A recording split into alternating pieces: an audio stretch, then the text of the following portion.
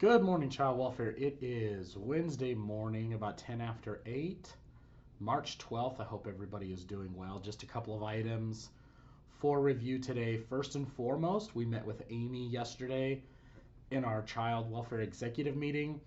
Just went over the safety alert data, and for the most part, we are doing well with the use of our tethers and our timers.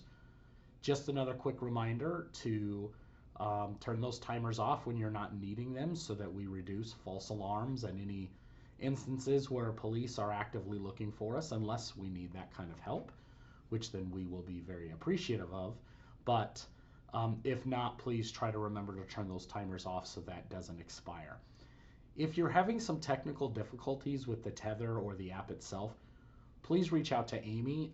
Amy told us yesterday that the safety alert company is extremely responsive to technical issues. And again, this is in the vein of just wanting to protect you all as our staff and making sure that you all feel comfortable in the jobs that you're doing and that we've got safety taken care of in most circumstances. So if you've got technical issues, please bring those to Amy.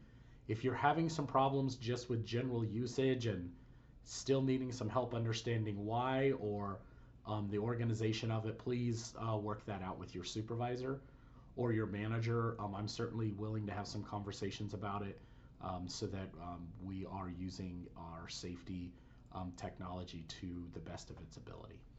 The last thing we're going to talk about is some family time updates. Just to let you know, we do have an internal task group that's working on family time. So Chad and his team are, along with Joni and the task group, they're looking at some data and really how to engage as many family members as we can to provide support in the family time realm. So that task group, we're looking forward to seeing some of their deliverables hopefully in the next couple of months coming out of that task group and maybe some recommendations.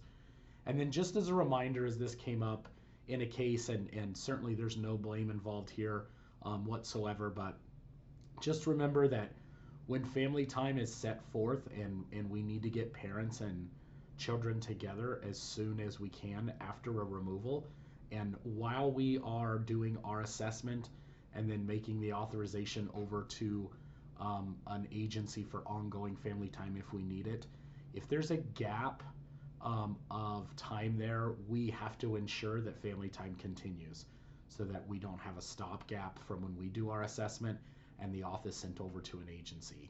And so, just to be clear, we are responsible for doing that. We just need to lean into our value of teamwork to ensure that those kiddos and those parents or caregivers get their time together while we get kind of our administrative and business stuff with authorizations and communication with other agencies and get those in place. So just a reminder that we need to continue those family time meetings with kids and children while we're getting everything set up on an ongoing basis.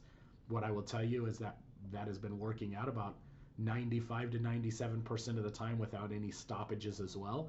So really, this is just addressing the small amount that we might have an administrative communication breakdown or whatnot. So just as a reminder, that needs to happen.